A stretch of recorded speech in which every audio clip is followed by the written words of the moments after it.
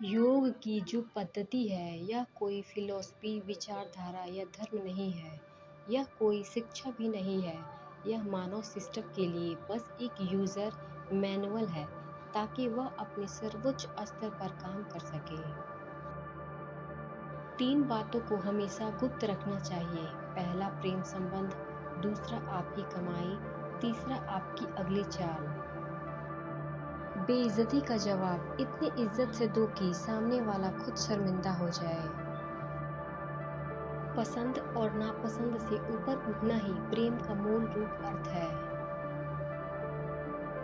प्रेम को समझने के लिए आपको अपने कुछ अंश को मिटाना होगा, वरना आपके प्रेम में दूसरों के लिए जगह नहीं होगी। सारे प्राणियों में से सिर्फ इंसान ही ऐसा है जो भौतिक से परों के आयामों के खोज और जान सकता है। गुरु की तलाश मत कीजिए।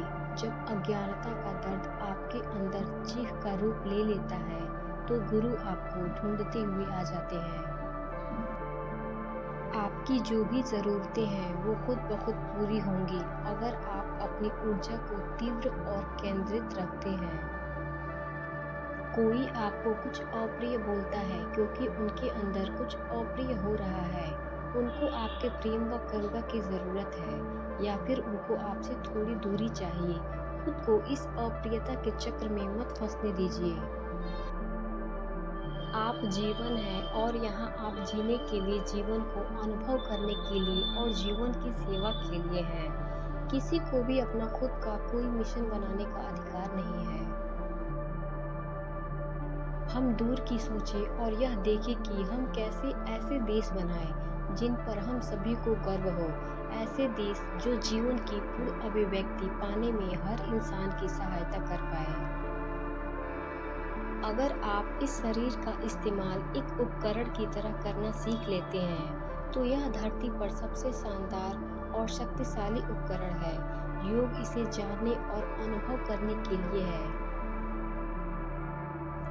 आप जीवन है और यहाँ आप जीने के लिए, जीवन को अनुभव करने के लिए और जीवन की सेवा के लिए हैं। किसी को भी अपना खुद का कोई मिशन बनाने का अधिकार नहीं है।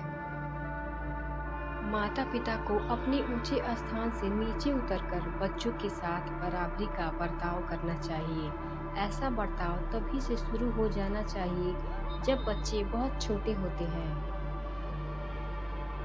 बच्चे के विकास के लिए एक सबसे महत्वपूर्ण चीज यह है कि वह प्रकृति और तत्वों के संपर्क में रहे। बिना स्वस्थ शरीर के मन भी स्वस्थ होता। जब तक आप अस्तित्व की भौतिक प्रक्रिया का एक हिस्सा हैं, तब तक हर पल परिवर्तन होता रहेगा। स्थिरता और सुरक्षा को खोजना बेकार है। जब लोग अकेले होते हैं तब वे आध्यात्मिक बन जाते हैं।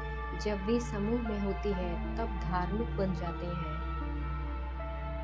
अगर आप खुद को दुखी करना चाहते हैं तो आपको अंतहीन मौके मिलेंगे, क्योंकि हमेशा कोई न कोई कुछ ऐसा करेगा जो आपको पसंद नहीं आएगा।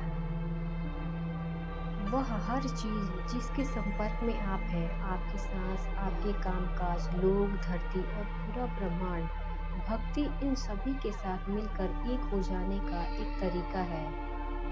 वह सब जो गतिशील है वो एक दिन खत्म हो जाएगा। जो निश्चल है सिर्फ वही हमेशा के लिए है। ध्यान असल में उस निश्चलता की ओर जाने व अस्तित्व का केंद्र बन जाने के बारे में है। हम एक ऐसे युग की ओर बढ़ रहे हैं जहां प्रभुत्व व सत्ता सच्चाई नहीं हो सकती। आने वाले समय में सिर्फ सत्य ही सत्ता होगा, क्योंकि सभी सत्ताओं की पवित्रता पर सवाल उठाए जाएंगे।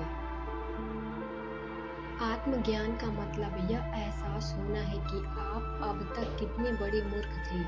हर चीज यही ठीक आपके भीतर थी और आपको इसकी खबर तक नहीं थी। हर कोई चेतन है, लेकिन सवाल यह है कि कितना प्रतिशत आप जगे हुए हैं।